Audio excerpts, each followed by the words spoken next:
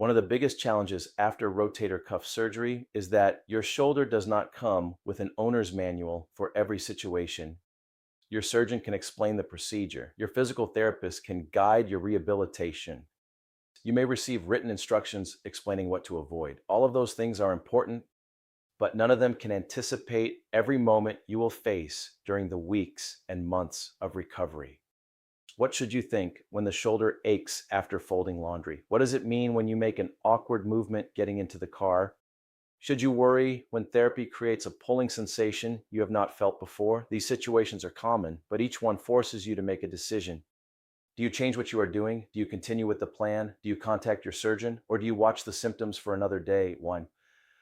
And it's stout, and those decisions rarely come with obvious answers. I'm Dr. Dan, an orthopedic shoulder surgeon, and over the past 20 years, I have treated thousands of shoulder patients. In this video, I want to show you why one difficult day can be misleading, how to separate a temporary flare-up from a more meaningful concern, and why the decisions you make between appointments can shape your entire recovery experience.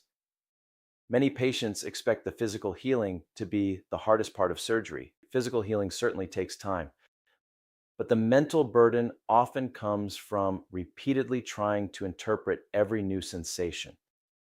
If every ache feels like a possible emergency, every movement begins to feel risky. If every unexpected pain is interpreted as failure, confidence slowly disappears. Once confidence begins to fade, people naturally become more protective, and they hold the arm close to the body. They stop participating in ordinary activities that had recently become comfortable. They hesitate before getting dressed, preparing meals, reaching into a cabinet, or walking through a crowded room. That caution is understandable. You went through surgery to repair something important, and you do not want to damage it. The problem is not caution. The problem is when caution turns into guesswork. Without a consistent way to evaluate what's happening, each new sensation creates another emotional decision. And emotional decisions are not always reliable. A patient may wake up feeling better than the day before. That afternoon, the shoulder aches after doing more around the house. By evening, they are convinced they have moved backwards. Another patient may sleep awkwardly, wake up stiff, and mentally erase several weeks of progress because of one difficult morning. But recovery rarely moves in a perfectly straight line. There are better days and more difficult days. There are days when the shoulder seems quiet and days when every movement reminds you that it is still healing. The important question is not simply whether today feels worse than yesterday. The question is what today means within the larger pattern. When something changes, start by looking at four things. First, what happened? Was there a major traumatic event, such as a fall, a forceful pull, or catching something heavy? Or did the symptoms appear after a longer day, a therapy session, an awkward position, or a small increase in activity? The event itself does not give you the complete answer, but it provides important context. Second, what changed afterward? Did you develop temporary soreness or stiffness? Or did you lose motion, strength, or function that you previously had? Pain matters, but pain alone does not always tell you how much structural damage occurred. A painful movement may irritate healing tissue without disrupting the repair. A more meaningful problem may sometimes produce less dramatic pain than expected. That is why function is often an important part of the picture. Third, where are the symptoms going? Are they beginning to settle? Are they staying about the same, or are they becoming progressively worse? A temporary flare-up often has a reason behind it. Perhaps you did more than usual, stayed in one position too long, or worked the shoulder differently during therapy. The shoulder may become more sore or stiff, but the symptoms begin moving back toward the previous baseline. A more concerning change may continue worsening, remain significantly different, or come with a new loss of function. Fourth, how does this compare with the broader recovery pattern? Do not compare only this afternoon with this morning. Look at the previous several days or even the previous 2 weeks. Is your overall motion improving? Are normal activities gradually becoming easier?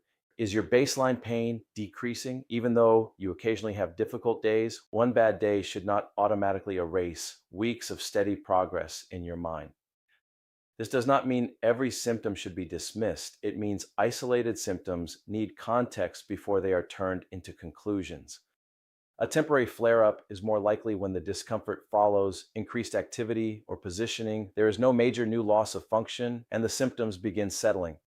A situation deserves more attention when there has been significant trauma, a new inability to use the arm as you could before, a visible change in the shoulder, rapidly worsening pain, or symptoms that are not moving back toward your previous recovery pattern. Those changes should be discussed with your surgeon or physical therapist. You do not have to diagnose the problem yourself. The goal is to recognize when something has changed enough that your care team needs to know. The hidden problem often comes from what happens after the symptom begins. Some patients repeatedly test the arm to see whether it still works. They raise it again and again, reach farther, or try the same movement that caused the pain. The testing can create additional irritation and even more uncertainty. Other patients stop almost everything. They abandon exercises, avoid normal movement, and begin protecting the shoulder far beyond the precautions they were given. Over time, those protective habits may begin affecting other parts of the body. The neck becomes tight, the upper back works harder, posture changes, muscles that were never part of the original shoulder problem begin compensating. Now the discomfort seems to be spreading, and recovery feels even more confusing. The original concern may have started with one unexpected movement. The secondary problems developed because fear quietly changed everything that followed. Think about how many small decisions you make during an ordinary day. You decide how to get out of bed. You decide how to put on a shirt. You decide how to reach for a coffee mug. You decide whether today's soreness is something to observe or something that requires a call.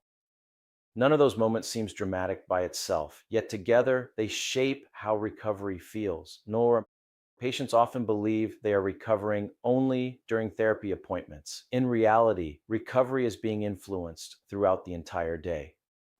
One decision usually is not the whole story. It's the pattern created by hundreds of decisions. That is one reason two patients with similar operations may have very different recovery experiences. It is not always because one is trying harder. They may be interpreting everyday events differently. One patient sees every unexpected sensation as proof that something has gone wrong. Another sees the same sensation as information that needs context before a conclusion is made. Neither patient has perfect certainty, but one is making decisions primarily from fear, while the other is making decisions from a more structured understanding. That difference becomes increasingly important as recovery progresses. Shoulder surgery is not only about allowing tissue to heal, it is also about gradually rebuilding trust in the shoulder. Trust does not appear overnight. It develops through repeated experiences that are interpreted thoughtfully instead of emotionally. This is also where the healthcare system has unavoidable limits. Your appointments are snapshots. A surgeon may see you for a brief visit. A therapist may work with you for an hour. Together, that represents only a small fraction of everything that happens during recovery. The remaining hours are spent living your life, interpreting symptoms, and deciding what today's experience means for tomorrow's plan. No clinician can observe every one of those moments. That is not a failure of your care team. It is simply the reality of recovery. The goal is not to become fearless or to believe that nothing important can happen. It is to become a more thoughtful observer of your recovery. When something changes, pause before reacting. Ask what happened. Identify what changed. Look at the direction of the symptoms. Then compare that event with the larger recovery pattern. That process will not answer every question, but it gives you a better starting point than fear, repeated testing, or an isolated story you found online. The shoulder recovery method was created to help patients work through these types of decisions between appointments. It is not a treatment plan and does not replace the instructions from your surgeon or physical therapist. It is a structured decision-making framework designed to reduce the guessing that often occurs when symptoms change and the meaning is not immediately clear.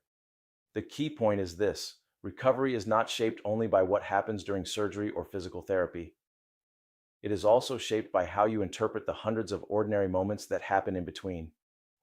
One difficult day does not automatically mean you are moving backward. One good day does not mean healing is complete. Look for patterns, changes in function, and the direction symptoms are moving before allowing one moment to define the entire recovery. To continue this discussion, watch: is it a setback or a red flag? That video will help you think through when a change may be part of the normal recovery pattern and when it may deserve closer attention. Well, thank you for watching. I'll see you next Thursday.